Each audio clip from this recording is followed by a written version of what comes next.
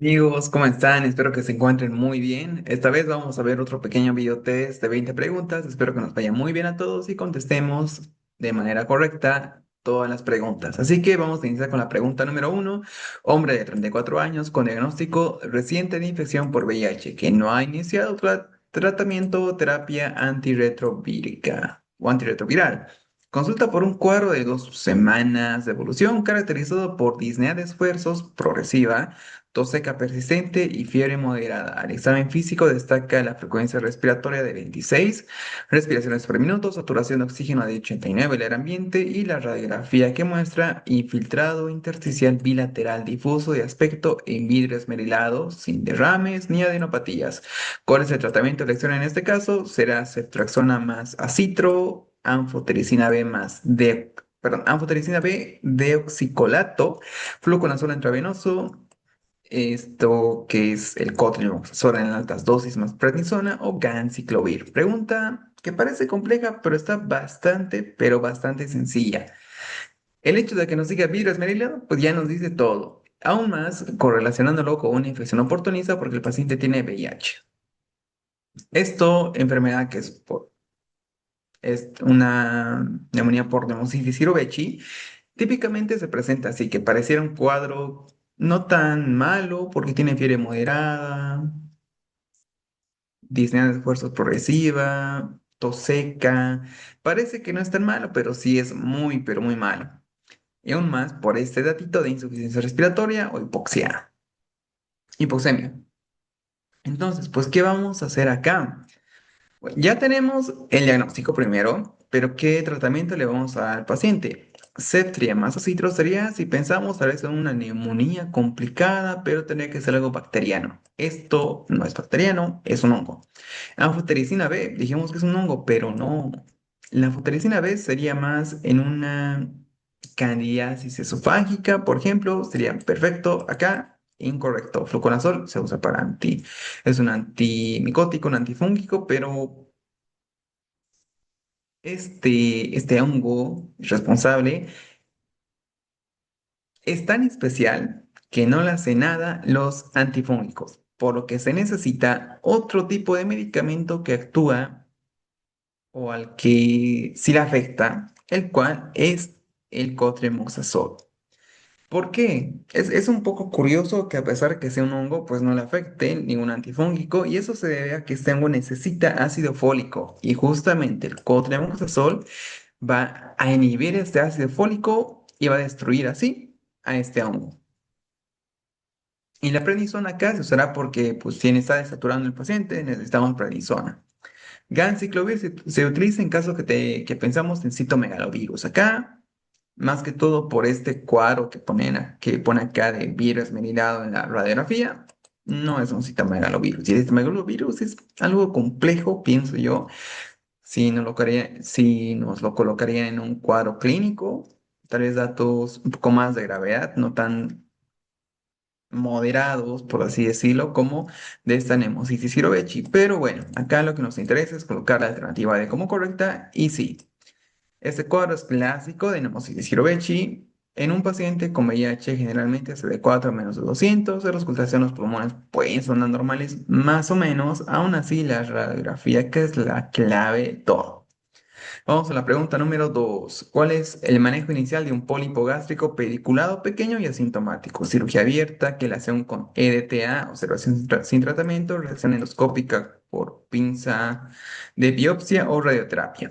Para un pólipo gástrico pediculado pequeño y asintomático. Esto a pesar de que parezca algo tranqui, que no es nada, pues es un factor de riesgo para sea gástrico. Entonces, no es algo para observarlo y dejarlo sin tratamiento, porque es un factor de riesgo, descartada. Cirugía abierta es demasiado, si es un pólipo gástrico, no son varios, descartada. Esta que la hacen con DTA creo que es para una intoxicación, descartada. Radioterapia en casos de invasión, simplemente nos quedamos con la alternativa de resección endoscópica por pinza de biopsia, la cual es la correcta, y pues esto será para que, bueno, estos pólipos gástricos pediculados pueden ser extirpados fácilmente durante la endoscopia diagnóstica, utilizando una biopsia o una pinza de biopsia. En sí, con una endoscopio hubiera sido mucho más fácil esta alternativa, ya que eso puede ser algo confuso y nos confundamos y marquemos la alternativa C. Preguntita que estaba sencilla, pero tenía algo de trampa, tal vez por la alternativa correcta. Aún así, lo contestamos bien. Vamos a la pregunta 3. Adolescente de 12 años quien consulta por dolor inguinal y testicular izquierdo intenso de 45 minutos de evolución, irradiado a hipogastrio y acompañado de náuseas y vómitos. Al examen físico está febril con escroto enrojecido, testículo retraído, doloroso la palpación. ¿Cuál es la conducta a seguir? Administrar antibióticos, suspensión testicular, solicitar ecografía testicular, administrar AINES o cirugía. Esta pregunta es sencilla, clásica ya de la UNACOM. No vamos a dar antibióticos. Todo este cuadro pertenece a una torsión testicular aguda y esto pues es de urgencia, es algo urgente. Simplemente con la clínica ya podemos dar el diagnóstico. No necesitamos complementar con imágenes porque vamos a retrasar bastante algo que podamos solucionar ahora. ¿Qué es lo correcto? La ecografía testicular, pensando de esta manera, que es la misma que de la UNACOM. No, porque nos va a quitar bastante tiempo. Suspensión testicular nos sirve en epididimitis, donde suspendemos el testículo y así dejaría de doler un poco. En este caso, no. Igual va a doler y aún más. AINES, de manera coadyuvante también, pero no va a ser la conducta más adecuada. Acá incluso no dice la conducta a seguir es, no dice dirección ni nada, pero sí o sí debe hacer cirugía por urgencia de este cuadro. Y estamos en lo correcto. En un niño o adolescente debe sospecharse de torsión testicular, sí o sí. Y es un cuadro muy grave porque puede causar isquemia testicular. Esto es una emergencia. La conducta correcta es la exploración quirúrgica y durante la cirugía se distorsiona el testículo y si es viable, pues se le hizo una orquidopexia bilateral para mantenerlo fijo. Vamos a la pregunta número 4. Se realiza un estudio para analizar la situación de salud de una región. Se observa que la tasa de incidencia de una enfermedad crónica es estable en los últimos 10 años, pero la tasa de prevalencia ha aumentado significativamente por el mismo periodo. ¿Cuál de las siguientes situaciones explica mejor este fenómeno epidemiológico? Una migración masiva de personas jóvenes y sanas hacia otras regiones, una mejoría en los tratamientos que prolongan la vida de los pacientes sin curar la enfermedad, una exitosa campaña de prevención primaria que reduce el número de casos nuevos, una disminución en la eficacia de los tratamientos que aumentan la letalidad o un aumento de la tasa de curación rápida de la enfermedad. Parece complejo, pero es sencillo. Recordemos, prevalencia a qué es igual. Es igual a incidencia por duración. Acá la incidencia es estable.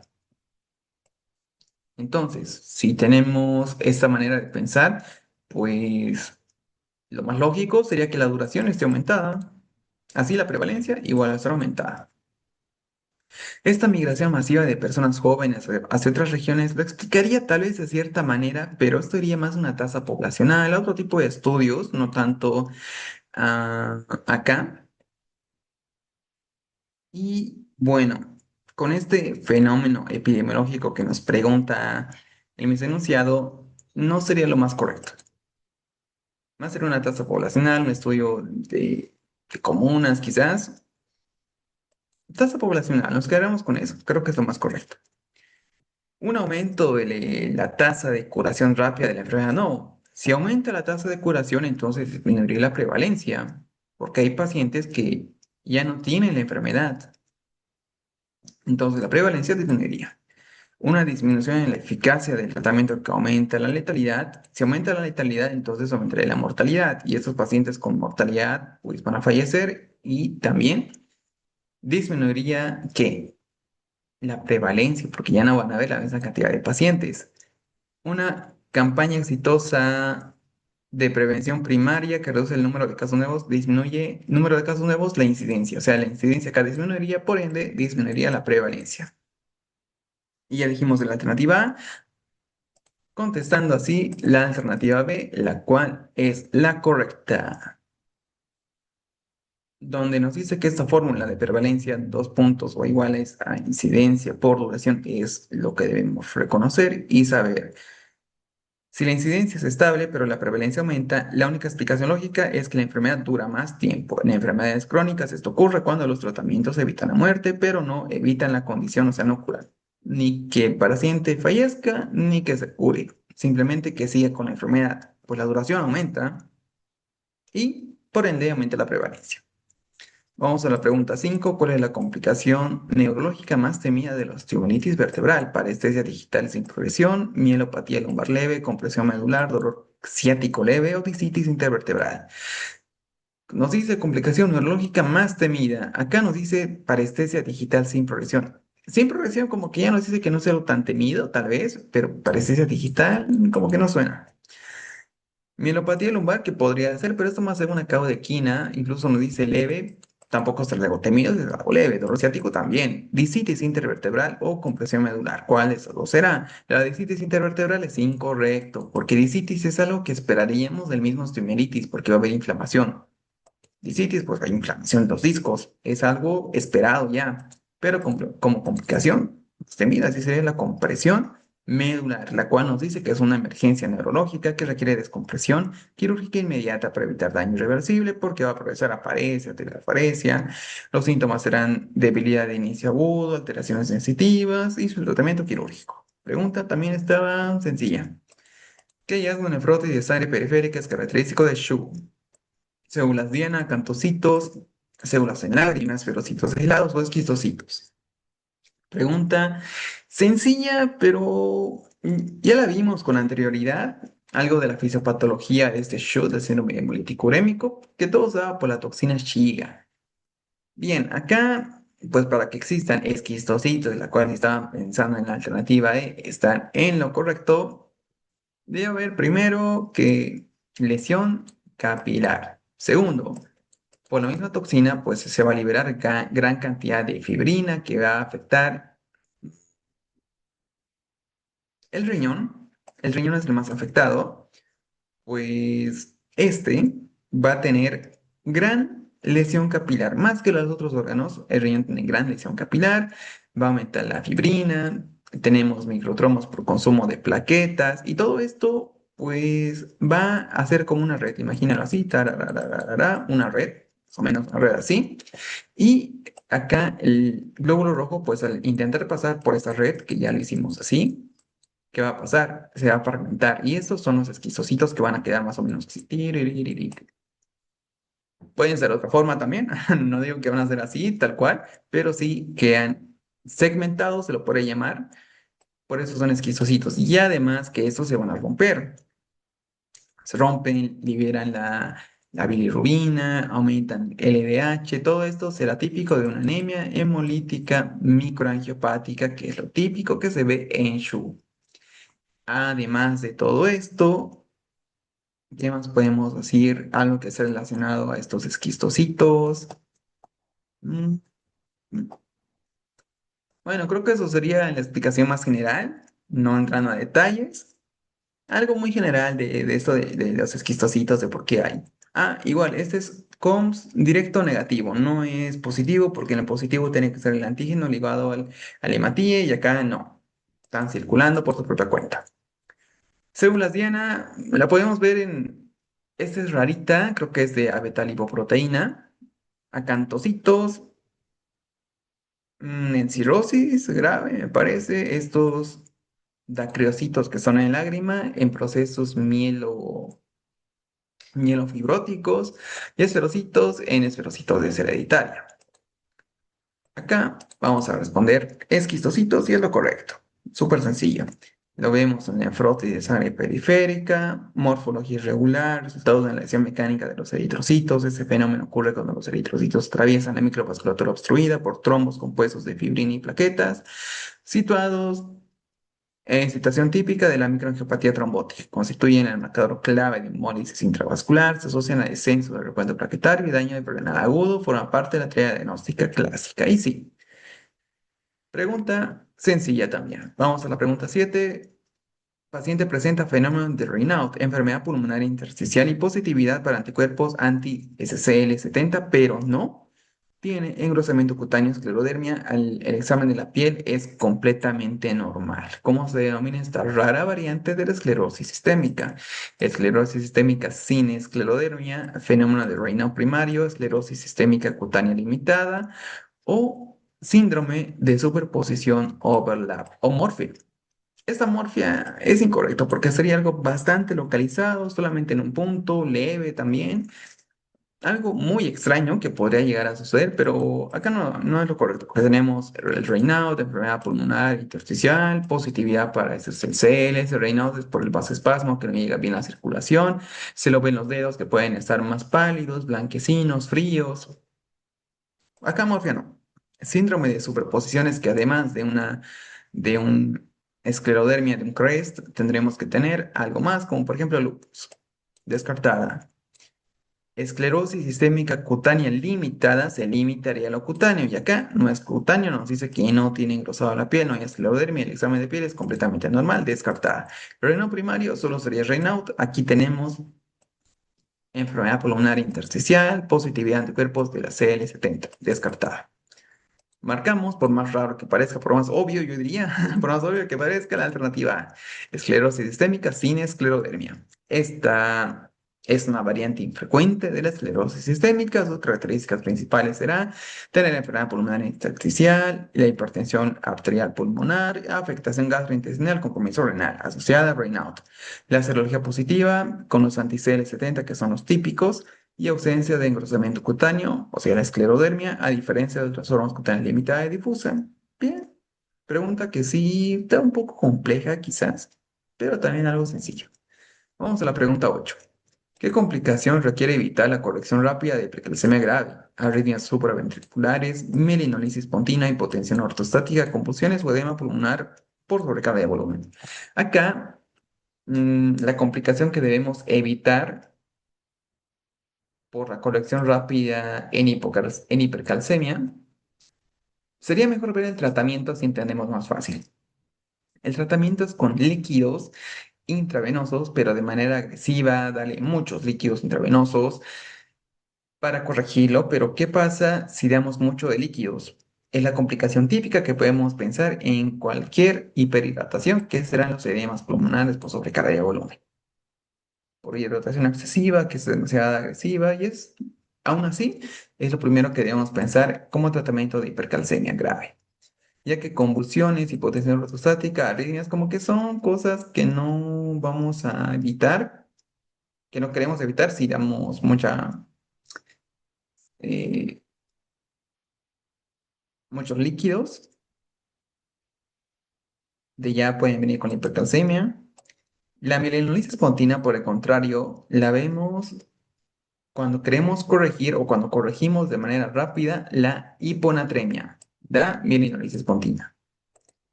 Acá, pues, será edema por sobrecarga de volumen, sencillo. El manejo ya sabemos que es con hidratación intravenosa, pero de manera agresiva. Lógicamente, pues existirá riesgo de edema pulmonar. Eso es lo típico, por más que sea hipercalcemia, puede ser cualquier otra cosa donde tengamos edema pulmonar por sobrehidratación o por sobrecarga de volumen.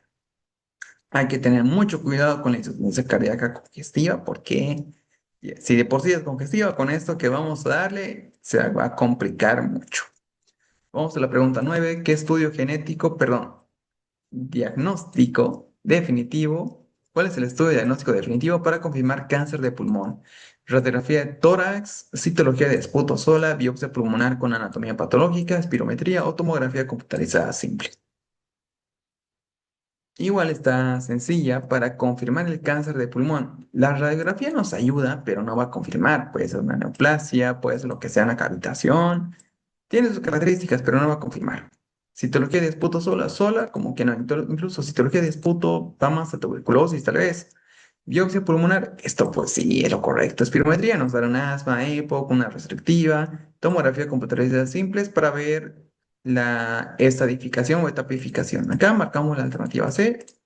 Estamos en lo correcto. Esta biopsia y el análisis histopatológico son fundamentales para confirmar la presencia de células malignas y establecer el subtipo histológico de cáncer de pulmón. Esos estudios constituyen la base diagnóstica sobre la cual define la estratificación y el tratamiento más adecuado. La confirmación histopatológica o histológica permite distinguir entre el carcinoma de células pequeñas y no microcítico como un carcinoma, un escamoso, entre muchos otros más. Bien, pregunta que estaba sencilla, muy sencilla. Vamos a la pregunta 10. ¿Qué intervención educativa es más adecuada para un escolar con dislexia? Enseñanza multisensorial que combine estímulo auditivo, visual, kinestésico, ejercicios de matemática avanzada, clases de gastro, educación a través de diapositivas, lectura silenciosa. La A. Un manejo bastante integral. Lo correcto.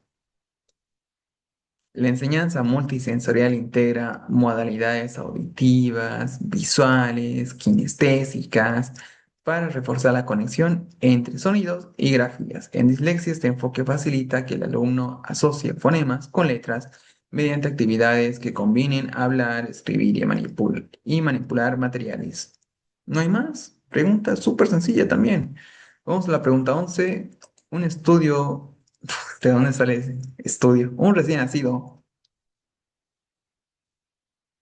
Sigo pensando en esa pregunta de que vimos, la pregunta 2 creo que era.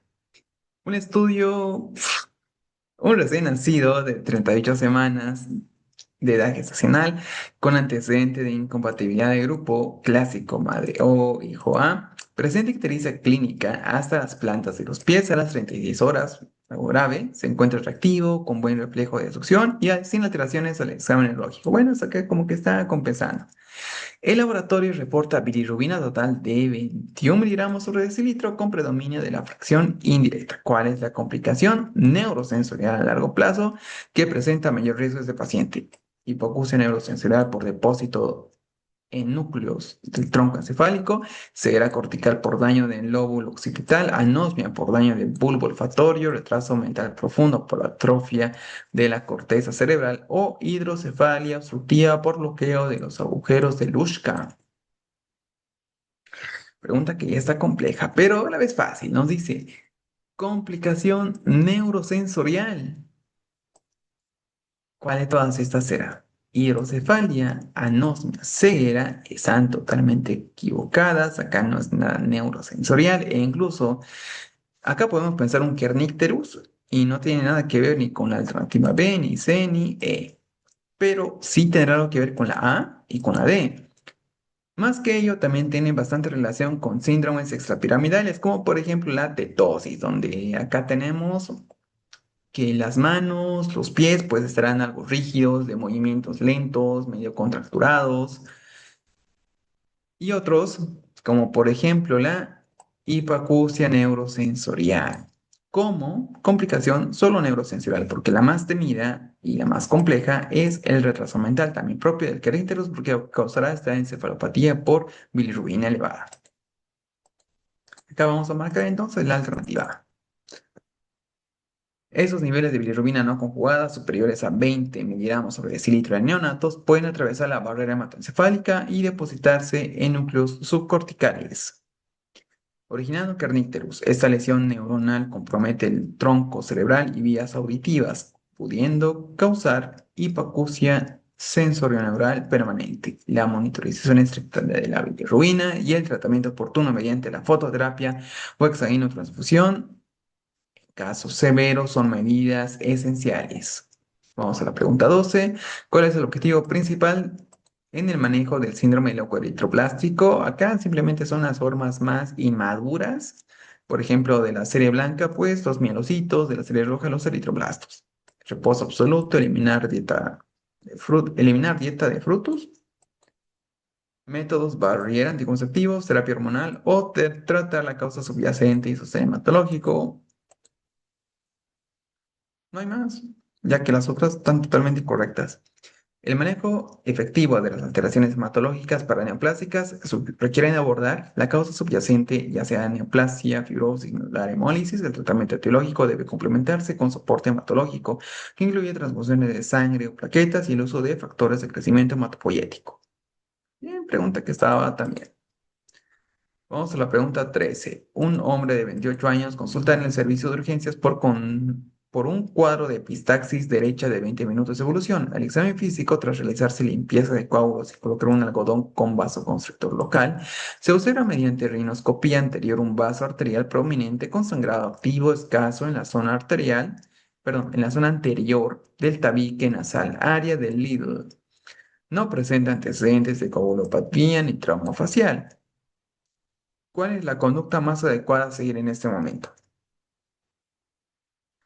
Realizar taponamiento nasal posterior con sonda Foley, realizar cauterización química con nitrato de plata sobre el punto sangrante, solicitar de inmediato tiempo de protrombina y recuento de plaquetas, indicar reposo relativo y derivar a domicilio con pomada antibiótica, realizar tratamiento, perdón, taponamiento nasal anterior con gasa orillada por 24 a 48 horas. Igual es una preguntita algo complejo. Pero esto es anterior. De hecho, zona anterior, no es posterior, posterior es muy compleja y muy rara también. Esto de iniciar, indicar reposo, no. Si no funcionó la compresión, que es lo primero, no funcionó los vasoconstrictores, que es lo segundo, que es lo tercero. Tiempo de protrombina, recuenta, no, esto tampoco nos sirve. Vamos a perder tiempo pidiendo laboratorios, cosa que acá tenemos aún 20 minutos, una epístasis de 20 minutos aún. Y no hay ni coagulopatías ni trauma facial. Lo correcto será la cauterización, porque este taponamiento, uno, puede referirse a la compresión o dos, se puede referir a que si no funciona la cauterización, entonces pues ya nos vamos a un taponamiento nasal anterior. Puede ser cualquiera de los dos y ojo, este cauterización debe tener sí o sí como premisa que debemos observar el punto sangrante o el lugar sangrante, como en este caso, como este enunciado. Entonces, pues marcamos la alternativa B. Estamos en lo correcto. Está indicada cuando se identifique el punto sangrante en el tabique anterior y han fallado medidas de compresión y vasoconstrictores. El nitrato de plata produce una coagulación química controlada que sigue el vaso sangrante y es efectiva de manera ambulatoria. Vamos a la pregunta 14. ¿Con qué frecuencia se recomienda el seguimiento de tasas de filtrado glomerular esperada en enfermedad renal crónica estable? ¿Diaria, cada 5 años, nunca, cada 6 meses o 12 meses? Solo el diagnóstico. Diaria, no. No vamos a hacer esto diario. 5 años es demasiado, nunca, tampoco, esto es exagerado. Solo el diagnóstico, no. Debe tener un control de seguimiento que será de cada 6 meses por descarte. Igual estaba súper. Por descarte está bien. Y bueno, de manera semestral o anual, es fundamental en el seguimiento de enfermedad renal crónica, ya que permite detectar oportunamente una aceleración en el deterioro de la función renal. Un descenso progresivo indica pérdida de nefronas funcionales. La comparación en el tiempo ayuda a distinguir entre un deterioro estable y un acelerado. Vamos a la pregunta 15. ¿Cómo se define la enfermedad diverticular no complicada? Como una hemorragia diverticular masiva, presencia de divertículos con síntomas sin complicaciones, diverticulitis complicada con fístula, presencia de divertículos asintomáticos, diverticulitis aguda con absceso. También está sencillo, una hemorragia diverticular masiva, pues esto ya no es algo no complicado, es algo complicado. Diverticulitis complicada, lo mismo lo dice en el mismo nombre. Presencia de divertículos asintomáticos, presencias como solamente ver, sería una diverticulosis. Y diverticulitis aguda con absceso, igual como que ya se está complicando. Entonces acá nos queda como alternativa correcta la presencia de divertículos, o sea, con síntomas, que por eso es enfermedad diverticular, pero que esos síntomas no son algo graves como para pensar en una complicación. Y bueno, se caracteriza por la presencia de divertículos acompañados de síntomas, bueno, tal cual lo dice la alternativa, con dolor abdominal, cambio de hábito intestinal, pero sin complicaciones mayores. No se asocia a abscesos, fístulas, perforación ni obstrucción. Bien, vamos a la pregunta 16. Mujer de 58 años, posmenopáusica, de 6 años, consulta por presentar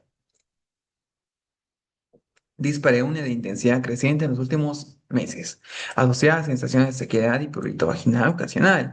No refiere flujo de mal olor ni síntomas sistémicos. Al examen físico se observa una mucosa vaginal pálida con pérdida de pliegues rugosos y presencia de petequias aisladas al roce con el espejo.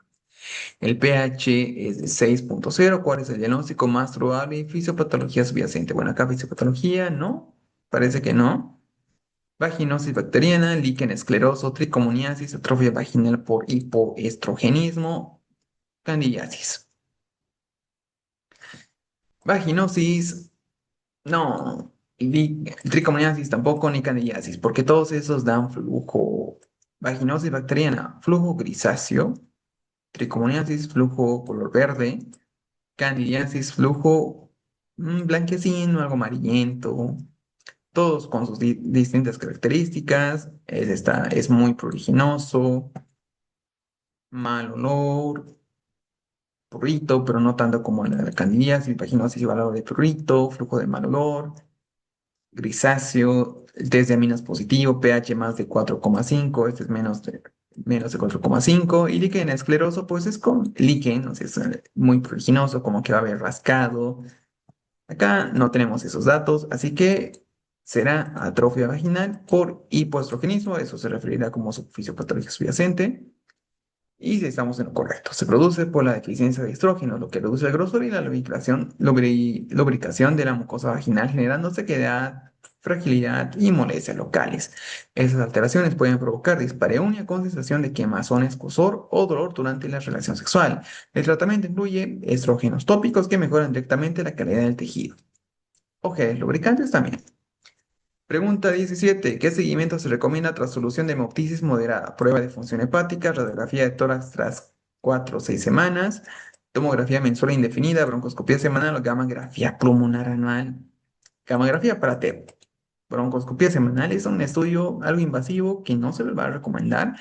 Tomografía mensual indefinida, no. Prueba de función hepática no tiene nada que ver, lo cual nos deja con la alternativa B, radiografía de tórax de 4 a 6 semanas, y pues sí es lo correcto. Y acá como hacer una hemoptisis moderada, más o menos entre 100 a 600 cc.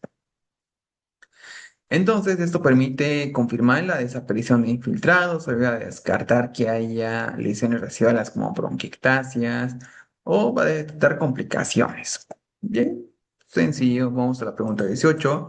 Niño de 2 años con edema bilateral de miembros inferiores, dermatitis y cabello despigmentado, cabello de cola de rata. ¿Cuál es el diagnóstico más probable? Síndrome nefrótico, Kwashiorkov, marasmo, desnutrición moderada, desnutrición por deficiencia de micronutrientes. ¿Cuál será? Desnutrición moderada, ¿no? Eso es algo grave. Desnutrición por deficiencia de micronutrientes, como que sí, pero no es algo bastante general. Pero acá tenemos un diagnóstico que lo correlaciona más. Este nefrótico tendría que ver datos de proteinuria, más de 3,5 edemas, hipoalbuminemia, que dos de estos sí hay, porque tenemos edemas, hipoalbuminemia seguramente habrá, porque eso se trata de un Kwashiorkov. El marasmo es esto donde es piel y hueso, por deficiencia de calorías, eso es por deficiencia de proteínas. Si hay proteínas, baja la albúmina, tenemos hipoalbuminemia también. Se explicaría este cabello despigmentado justamente porque al disminuir las proteínas, disminuyen las aminas que van a regular esto de la melanina y se perdería, disminuiría, por lo tanto se va a ver algo de despigmentación, dando como alternativa correcta el Kwashiorkov.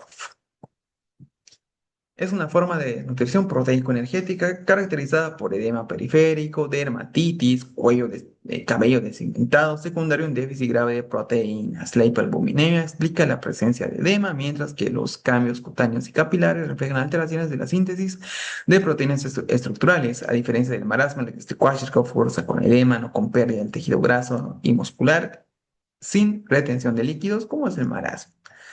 Primero habrá que estabilizar, recuerden no dar aporte energético de golpe porque pues hay un síndrome de reconstitución que es lo peor que podemos hacer porque le va a afectar muchísimo. Entonces, pues acá pregunta que estaba muy bien para recordar algunos puntos importantes. Vamos a la pregunta 19. Mujer de 65 años consulta por un cuadro de 4 días de evolución de aumento de volumen, dolor intenso y eritema en la zona del ángulo interno del ojo izquierdo. Refiere pífora desde hace meses. Al examen se observa una tumoración fluctuante en dicha zona y salida de material purulento por los lagrimales al presionar. Tras completar el tratamiento antibiótico sistémico y lograr una remisión del cuadro agudo, ¿cuál es la conducta quirúrgica definitiva para evitar recurrencias? Si ya se usó un tratamiento de base. Punción del párpado inferior, exéresis del saco lagrimal, dacriocisto, rinostomía externa, canalilo, canalilo, canalicutomía, pero la dislexia. Y escleroterapia, la escleroterapia, no, esto no va a funcionar. Podemos hacer con el ojo chueco al paciente. Canaliculotomía. Eso es para los canalículos. Acá no, esto se trata de una dacriocistitis. Seguramente era una dacriocistitis aguda que ya mejoró con los tratamientos, en fin, con todo el manejo que se hizo. Y va a ser la conducta quirúrgica de elección con el gol estándar. Punción de párpado inferior, eso tal vez es una lesión vesicular. Probablemente el exéresis, no, esto es en caso de tumoración porque le vamos a sacar todo el saco lagrimal. Demasiado para una dacriocistitis. Pero la dacriocistocrinostomía es de elección. Procedimiento quirúrgico para crear un nuevo canal de drenaje entre el saco lagrimal y la fosa nasal, evitando la zona obstruida del conducto nasal lagrimal. Es considerada el estándar de tratamiento para las obstrucciones completas del sistema lagrimal. Presencia tasa de éxito superiores al 90% y se realizará bajo anestesia local o general. Vamos a la pregunta 20. ¿Qué intervención farmacológica es de primera línea para reducir proteinuria glomerular? Insulina, diuréticos de asa, antibióticos, bloqueadores beta o inhibidores YECA. Para reducir la proteinuria glomerular, insulina, asa, antibióticos son incorrectos. Acá nos queda entre bloqueadores y los YECA, pues mejor, mucho mejor efecto tienen los YECA por excelencia. Igual se usará si tenemos microalbuminuria incipiente y que está inicial en una nefropatía diabética. También de elección los YECA. Los YECA son buenísimos para muchos tratamientos. Incluso en este caso, que es lo correcto. Su mecanismo principal consiste en disminuir la formación de angiotensina 2, lo que reduce la vasodilatación de la arteria referente del glomérulo. Como resultado, se reduce la presión intraglomerular y el paso de proteínas a través de una barrera de filtración dañada. Disminuye de forma efectiva la proteinuria, ejerce un efecto protector, nefroprotector, atenúa la respuesta inflamatoria y son útiles en patologías primarias y secundarias. Recuerden, para nefropatía diabética es bastante importante el uso de IECAS, muy importante. En fin, pues ya vimos las 20 preguntitas del día de hoy. Espero que todos hayan respondido bien, porque si eran preguntas bastante sencillas, estoy bastante seguro de que todos, absolutamente todos, respondieron bien esas 20 preguntas. Así que nos vemos en otro video y sigamos estudiando.